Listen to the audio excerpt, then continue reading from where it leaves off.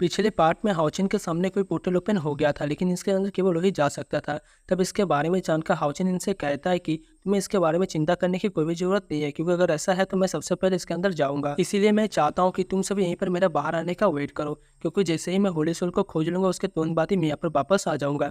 लेकिन इसी के साथ इनसे कहता है कि अगर स्नेक डिमन ने यहाँ पर अटैक कर दिया तो तुम सभी किसी भी तरह से उनसे अपने आप को बचाने के लिए ट्राई करना। लेकिन तभी हम देखते हैं कि उसे शायर के बारे में काफी ज्यादा चिंता होने लगती है। इसलिए उनसे कहता है कि मैं शायर की जिम्मेदारी तुम्हारे ऊपर छोड़ता हूँ। जिसके बाद हम देखते हैं कि वो लोग इसकी बात मानने के लिए रेडी हो गए थे और चेन हाओचेन से कहते हैं कि आप इसके बारे में कोई भी चिंता ना करें और हम चाहते हैं कि आप भी वहाँ पर जाके पूरी तरीके से केयरफुल रहना। जिसके बाद हम देखते हैं कि हाओचेन भी इनकी बात मानने के लिए रेडी हो गया था और फिर वो तुरंत ही पोर्टल के अंदर चला जाता है। जिसके बाद हम देखते हैं कि वो काफी तेजी स्पीड में कहीं पर जाने लगा था और तभी कोई उसे कहने लगता है कि डेस्टिनेशन फाइनल है, तुम अब यहाँ पर आ गए।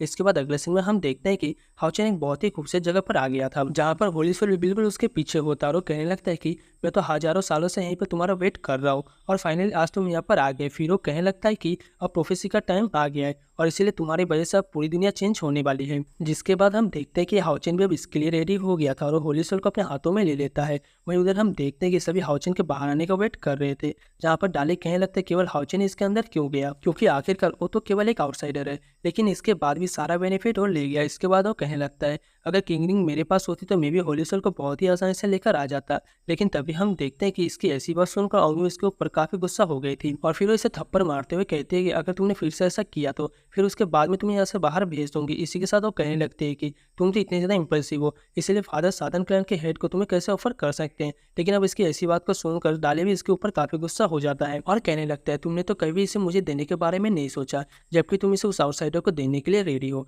अब इसकी ऐसी बात सुनकर ओंग्यू फिर से उसे थप्पड़ मारने जाती है, लेकिन तभी इनको पता चलता है कि यहाँ पर कोई आ रहा है, इसलिए वो सभी इसके बारे में पूरी तरह से अलर्ट हो जाते हैं। और हम देखते हैं कि शायर ने अपने वेपन को रेडी कर लिया था। तभी हमें पता चलता है कि ये तो असल में किंग है, इसलिए इसके बारे में ज्यादा परेशान नहीं होती और चैन कहने लगते हैं कि मुझे तो ऐसा लगा था कि स्नेक डिमन यहाँ पर आ गया है। तभी किंग को यहाँ पर देख ओंग्यू को इसके बारे में चिंता होने लगती है और इसीलिए पूछने लगता है कि फादर आप यहाँ पर क्यों आ गए। लेकिन वह डाली सोचने लगता है कि इसका फादर शायद इसे ब्राइट मून स्वॉर्ड को नहीं देना चाहते और इसीलिए ऐसा हो सकता है कि शायद वो इसे वापस लेने के लिए आए हो। लेकिन तभी हम देखते हैं कि शायद को इसके ऊपर डाउट होने लगती है और वो सोचने लगती है कि इसे कैसे पता चला कि हम यहाँ पर है। तभी हम देखते हैं कि ओंग्यू जैसी बात करने के लिए उसके पास में जाने लगती है, वो तुरंत ही अपने वेपन को रेडी कर लेता है। इस तरह से उसके ऊपर में अटैक करने के लिए रेडी हो गया था। लेकिन तभी हम देखते हैं कि शायद सही समय पर आ जाती है और उसके अटैक से ओंग्यू को बचा लेती है। लेकिन ओंग्यू को अभी समझ में नहीं आ रहा था कि आखिरकार उसके फादर के साथ क्या हुआ है। जिस पर शायर कहती है कि अब वो तुम्हारा फादर नहीं है और अब इतनी बात कहने के बाद उसे पीछे ढकेल देती है। अब हम देखते हैं कि एंडोमारी भी यहाँ पर आ गया था, जिसे देखते ही सभी लोग पूरी तरीके से हैरान हो जाते हैं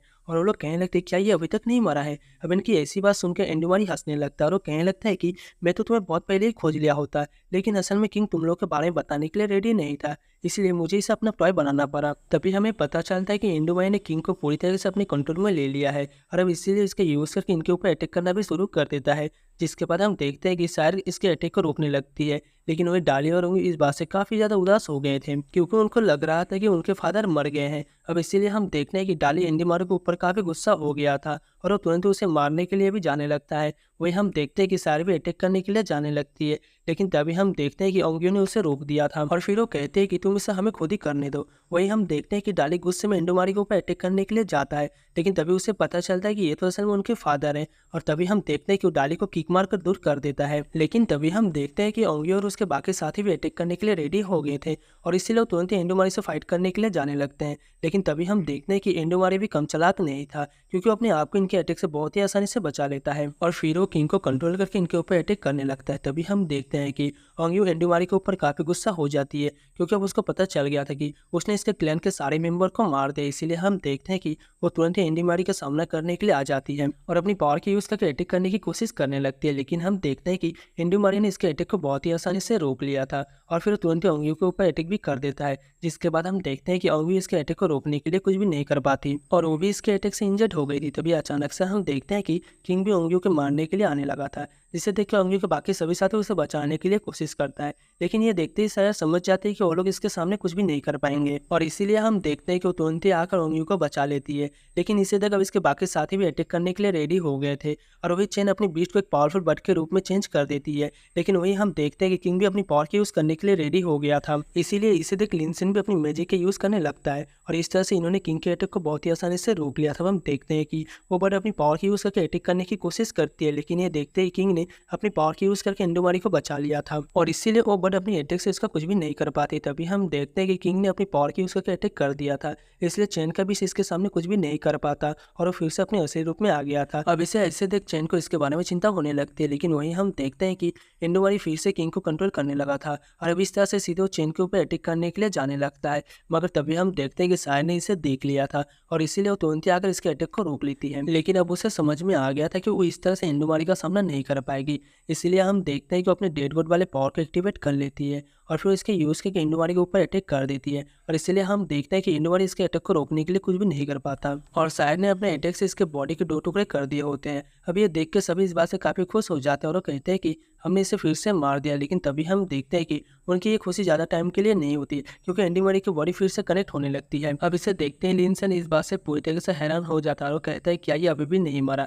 इसके बाद हम देखते हैं कि इंडोमारी फिर से जिंदा हो गया था और इसीलिए उनका सामना करने के लिए रेडी हो जाता है। लेकिन अभी भी हम देखते हैं कि शायद इतनी आसानी से हार मानने वाली नहीं होती, इसीलिए वो फिर से अपनी पावर को एक्टिवेट कर लेते और सीधे इंडोमारी के ऊपर अटैक करने के लिए चली गई थी। लेकिन हम देखते हैं कि इंडोमारी को मार पाना इतना ज़्यादा आसान बात नहीं था, क्योंकि वो शायर का हर एक अटैक को बहुत ही आसानी से खुद को बचा लेता है और इसलिए शायर भी काफ़ी कोशिश करने के बाद भी इसका कुछ भी नहीं कर पाती। तभी हम देखते हैं कि इंडोमारी फिर से किंग के बॉडी को कंट्रोल करने लगता है और इसके यूज़ करके शायर के ऊपर अटैक करने की कोशिश करने लगता है। लेकिन हम देखते हैं कि शायर भी इसके अटैक से खुद को बहुत ही आसानी से बचा लेती है और इसलिए इंडोमारी भी इसका कुछ भी नहीं कर पाता। मगर तभी हम देखते हैं कि शायर फिर से जैसे इंडोमारी के ऊपर अटैक करने के लिए जाती है, इंडोमारी इस बार भी किंग को कंट्रोल करके इसके अटैक को रोक लेता है। अब इसीलिए हम देखते हैं कि काफ़ी कोशिश करने के बाद भी शायर इसका कुछ भी नहीं कर पाती। अब हम देखते हैं कि इंडोमारी भी अब इनके ऊपर अटैक करने के लिए रेडी हो गया था और वो कहने लगता है आज तुम लोग मेरे हाथों से बचकर नहीं जा पाओगे। लेकिन तभी हम देखते हैं कि हाउचिन इसे कहीं पर भी दिखाई नहीं देता, इसलिए इसके बारे में सोचकर थोड़ा सा परेशान होने लगता है और फिर कहने लगता है वो कहाँ पर चला गया। लेकिन इसके बाद भी हम देखते हैं कि शायर को किसी बात का कोई भी डर नहीं होता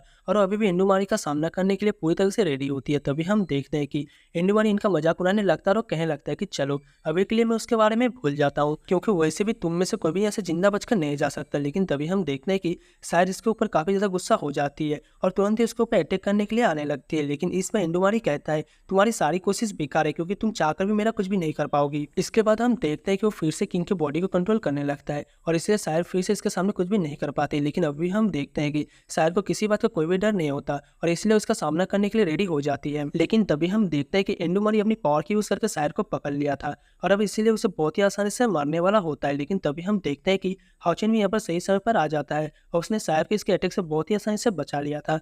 तो गाइस ये एपिसोड यहीं पर एंड होता है। Thank you for watching. Next episode देखने के लिए वीडियो को लाइक करके चैनल को सब्सक्राइब कर लेना।